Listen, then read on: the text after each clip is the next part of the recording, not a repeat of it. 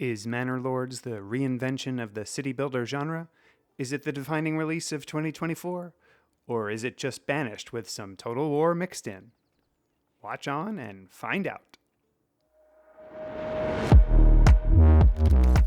My name is Thoraxe, and this is Strategy for Busy People. If you've got a few minutes, I'll tell you what to play. Manor Lords by Slavic Magic is probably the most hyped game of the last few years. At least, it's the most hyped indie game for sure. When it dropped into early access on Game Pass, you know I was right there to scoop it up. It's a city builder. But is it more? I put 10 hours into it to figure it out. First things first, this game is still very much a work in progress. Entire planned parts of the game are not there yet. There are some abrupt ends to game mechanics. Things are borked. Some things don't make sense. There's really no tutorial. But all of this is okay. Just relax. In the intro, I alluded to Banished, and a lot of Manor Lords feels like Banished, and that's okay. For example, there is a very real risk of your initial settlement completely failing. You can absolutely, definitely run out of food. You can do a miserable job providing services, and everyone will get upset and leave. Failure is an option. But that's the point. And much like Banished, once you get over that initial hump of survival, it's a lot easier to keep going. You can definitely make some terminal errors, though. There's only one map to play currently, but it does provide some RNG variability when you start. As farming is potentially an important part of the game, the fact that each new play results in different soil fertility is nice. This will potentially impact what your first settlement can do to support itself effectively in the longer term. Note that I did say first settlement. Each region on the map can be claimed by a player, one of them being you. When you claim a region, you can found a new settlement there. There are game mechanics that allow you to send goods back and forth between your settlements. I never bothered to get that fancy because 10 hours in, I was still capable of growing my first settlement. Circling back though, ultimately, all of your play starts are likely to follow the same pattern. You'll either begin with gathering berries or hunting animals, get some villagers to move in, and then add eggs and vegetables to their backyard extensions in order to get sufficient food income to keep things afloat. You'll build the storage facilities to get your starting supplies off the ground. You'll build a logging camp to get simple construction supplies. You know what? Every city builder is like this. City basics are city basics, and they're always needed, whether it's city skylines or manor lords. Anyway, this brings us to housing. The housing system, along with pretty much the entire rest of the game, is based on realistic old-world methodologies. You draw out housing plots that can support one or more dwellings and potentially support a backyard extension. Initially, the backyard extensions are simple things like goat sheds, for leather, and food sources, like the aforementioned vegetables and eggs. Note that things like vegetables require a lot of space to grow a sufficient quantity of, whereas things like the goat shed and chicken coop simply require a large enough plot to extend. Once your villagers are not about to die of starvation, you can begin to focus on their other needs, which is how you end up upgrading your housing plots. Marketplaces are required for the distribution of food and other non-food goods to your citizens, and granaries and storage houses are where those things are kept. Other production facilities like logging camps, sawmills, and so forth are required to keep things humming. As your housing level increases, the citizens demand fancier and/or more varied goods. One food item is enough for level 1, but you need 2 different types of food for level 2. Then you start to need things like ale, clothing, and so forth. At level 2, you gain the ability to build artisan shops as backyard extensions. These are things like cobblers, brewers, and so forth. While the inhabitants of regular houses can work in any of your production facilities, artisan families are tied to their plot and are not employed elsewhere. That cobbler is a cobbler forever, much like in the real old days. And so shall their children be. If you want to live under this roof, you're gonna make some shoes. But I digress.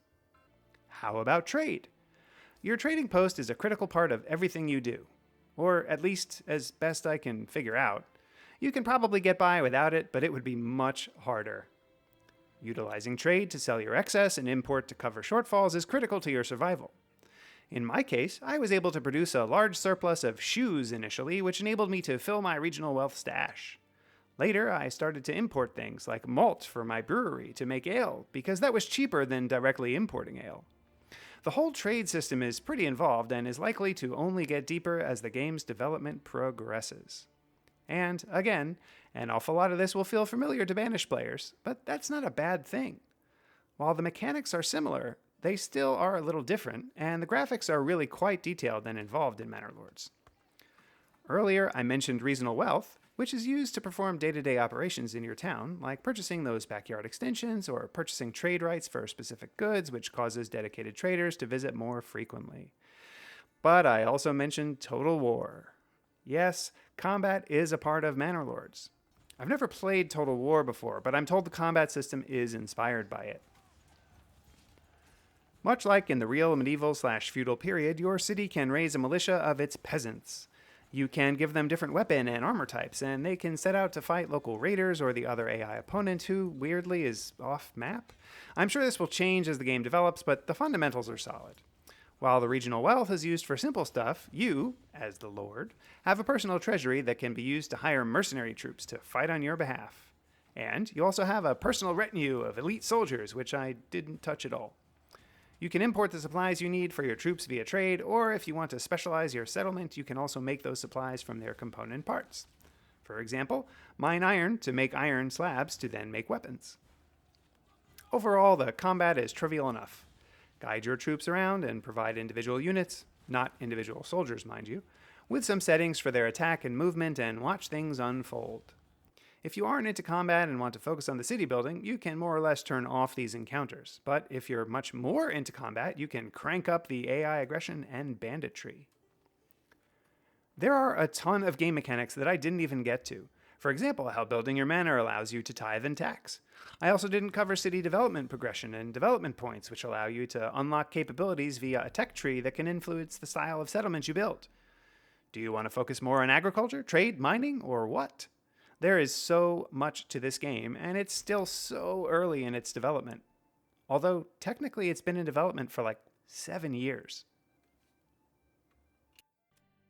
Before I give my final verdict, take a moment to like this video and subscribe to the channel. Don't forget to share with your friends. Agree with me? Disagree with me? Or want to see other content? Let me know in the comments below. Want to try this game yourself? Check out my humble affiliate link below.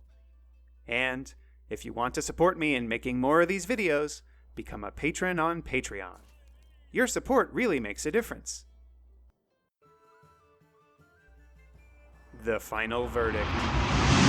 While this game may be in early access, there is a tremendous amount here. I could have played a lot more than 10 hours on my one settlement and continued to grow it without even touching the creation of another settlement. Or I could have gone crazy and tried to build a bunch of deeply interconnected settlements with trade and transport and gone wild. I didn't hit any show-stopping bugs, everything looked beautiful, and everything ran well. And this was also at 4K with a mediocre PC and a 3080 GTX, mind you. On my trademarked 3-point score scale of avoid, meh, and I forgot to eat, Manor Lords has what it takes to steal your chickens, that's for sure. Whether it's turning wheat to flour to bake bread or dominating the vegetable tray, there is something to keep you entertained and keep you going. I liked it, and I'm really excited to see what Slavic Magic does with it going forward. Let's just hope all this money from early access sales, rumored to be in the millions of units, doesn't ruin things.